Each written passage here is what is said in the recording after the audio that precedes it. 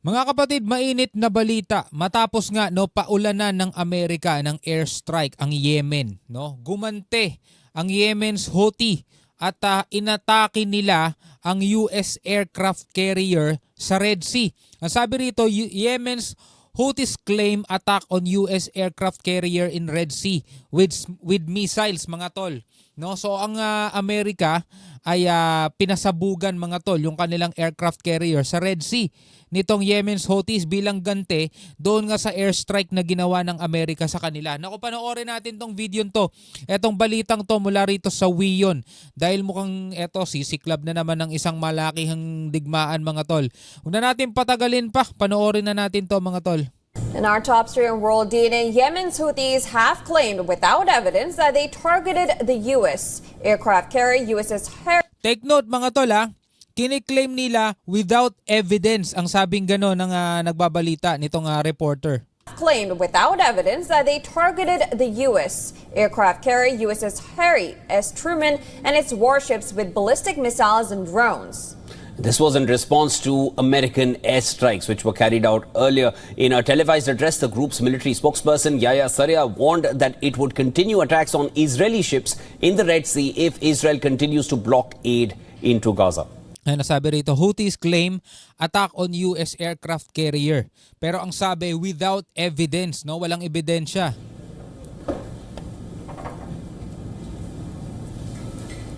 نفذت القوات المسلحة بعون الله تعالى. The armed forces, with the help of God Almighty, carried out a qualitative military operation targeting the American aircraft carrier USS Harry Truman and its accompanying warships in the northern Red Sea, using 18 ballistic and cruise missiles and drones in a joint operation carried out by the Missile Force, Drone Air Force, and the Naval Forces. نفذتها القوة الصاروخية. Kung totoo man yan, syempre babawi ulit ang US dyan, di ba? Aircraft carrier yung tinira nila. Now, in a televised address, Houthi leader Abdul Malik al-Houthi warned that the group would continue to target American warships, aircraft carriers, and naval assets in the Red Sea. طالما استمر العدو الأمريكي. The Yemeni armed forces will not hesitate to target all American warships in the Red Sea and in the Arabian Sea in retaliation to the aggression against our country. Bilang ganti, sa kanilang pag-atake sa bansa nila, sabing gano'n, mga tol. Hindi sila mangingiming atakihin ulit yung mga warships ng Amerika, mga tol. Syempre, mga kapatid, pag nangyari yan, hindi naman pwedeng matatapos na lang yun doon. May bawian ng mangyayari dyan. Pero sabi nga kanina, without evidence, so hindi natin alam kung totoo ba yung sinasabi nila. Pero siguro hindi naman nila i-claim yun, kung hindi totoong nangyari, mga tol. Abangan na lang natin yan sa balita. بالطائرات المسيرة وبالصواريخ.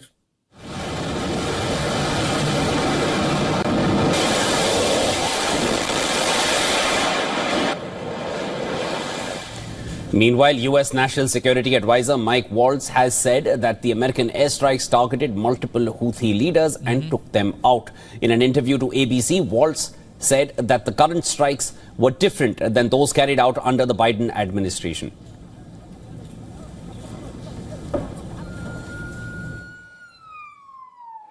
The difference is these were not kind of pinprick back and forth, what ultimately proved to be feckless attacks. This was an overwhelming response that actually targeted multiple Houthi leaders and took them out. And the difference here is, one, going after the Houthi leadership, and two, holding Iran responsible. So yun daw ang pagkakaiba. Itong pag-attacking to, talagang tinarget nila yung mga leader. Phone call with U.S. Secretary of State Marco Rubio, Russian Foreign Minister Sergei Lavrov urged the U.S. to halt strikes in Yemen and instead engage in political dialogue to find a solution. The American airstrikes have killed at least 31 people so far. Dami. Meanwhile, Casualties din yan, mga tol, Yun yung mahirap Kaya nga rito sa Pilipinas, mga tol, di ba? Hanggat maaari, hindi tayo aabot sa ganyang senaryo, hindi tayo aabot sa ganyang tagpo. Imagine nyo, mga tol, Pilipinas. Di ba? Ibabalita, tayo ay nakaranas ng airstrike mula sa China. Di ba? Ang hirap nun, mga tol. Tapos ganito, naku po.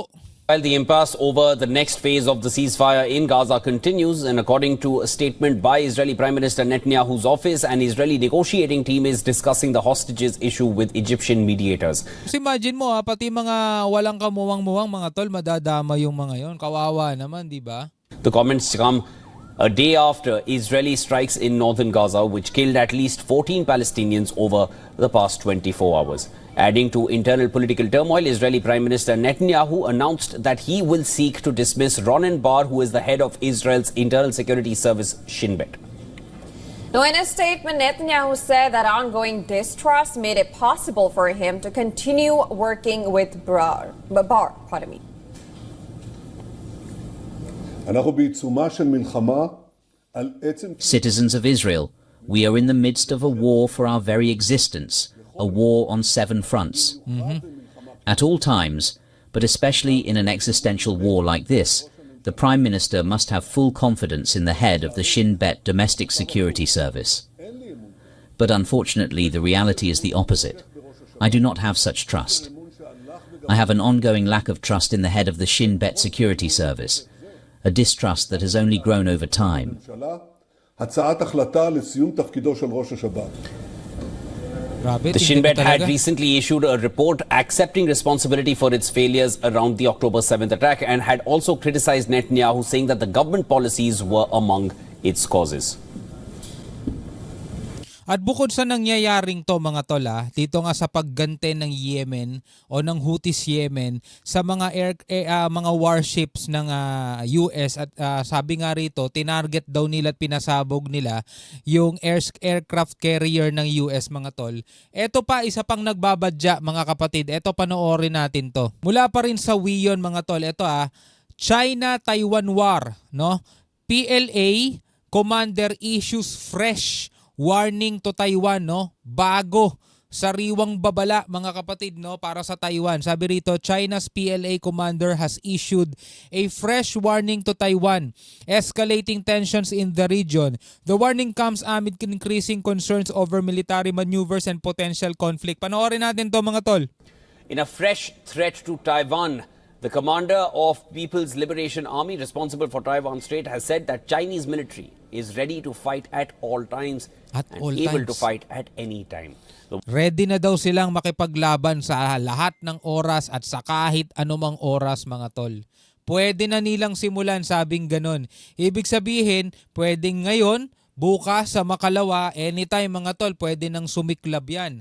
Ngayon, ano ba ang problema natin kung sakasakaling sumiklab ang gera ng China saka sa Taiwan? Siyempre, damay tayo dyan mga tol. Napakalapit natin at alam nating mga tol na pwedeng makisali dyan ng US. At kapag ang US ay nakisali dyan at sila ay natira din, mga tol, ang isang pwedeng gawin ng US dyan mga tol, humingi sila ng Mutual Defense Treaty sa atin, di ba? Di ba meron tayong Mutual Defense Treaty.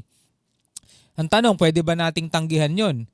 Kasi pag tinanggihan natin yun, mga tol, at tayo naman ang nangailangan, baka tanggihan din nila tayo.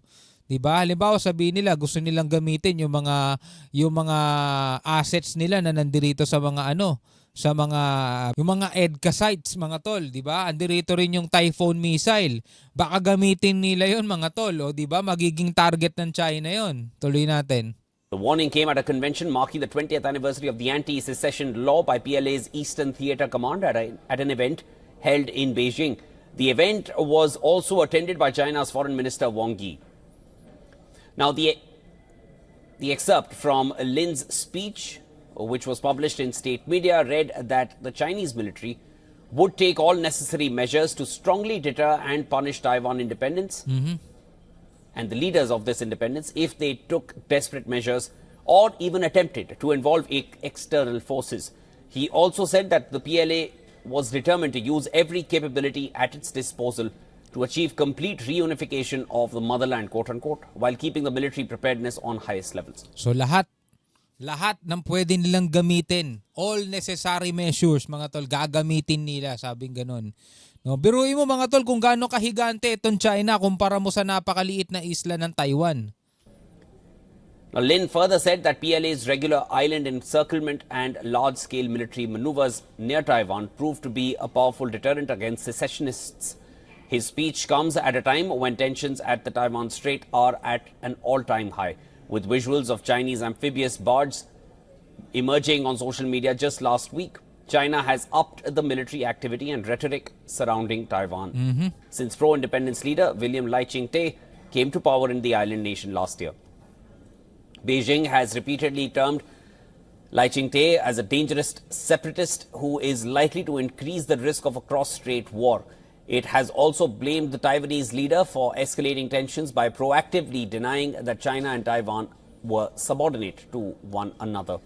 At the same time, China is also pursuing legal means to deter Taiwanese leaders to refrain them from taking pro-independence stance.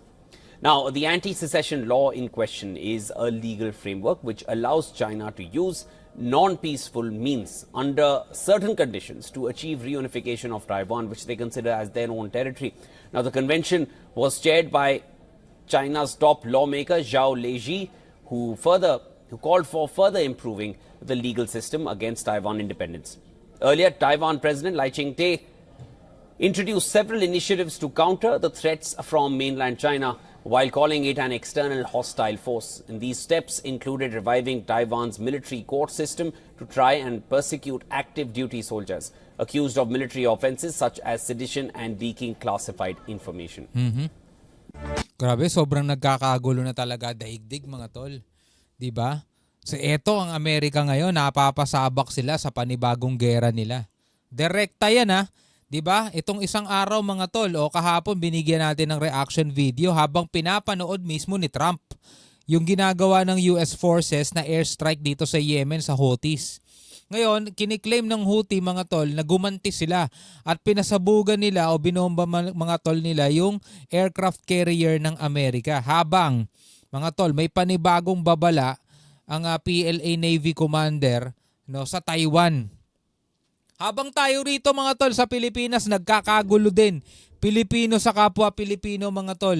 Dahil sa pagkakampi-kampi, dahil sa kanya-kanyang mga partido at pinaniniwala ang politika mga tol. Natatawa nga ako, natatawa ako, may mga kaibigan ako mga kapatid. Merong pro-Duterte, merong anti-Duterte. Sila mismo nagbabangayan.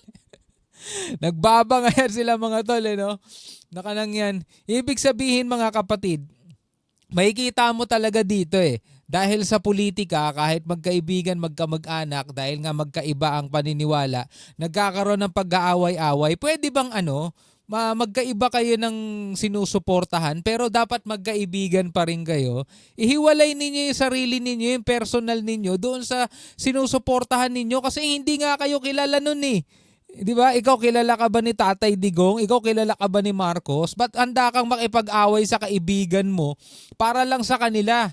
Pag nangailangan ka, kaibigan mo yung tutulong sa'yo, hindi naman si Tatay Digong, hindi naman si Marcos . Huwag mong sirain yung relasyon mo sa kaibigan mo, sa kamag-anak mo, para lang sa politika. Yan ang problema . Anyway, bilang isang Pilipino, ano masasabi mo dyan? Comment ka na lamang sa ibaba. Hanggang sa muli, ako nga pala si Shobal D. Peace out.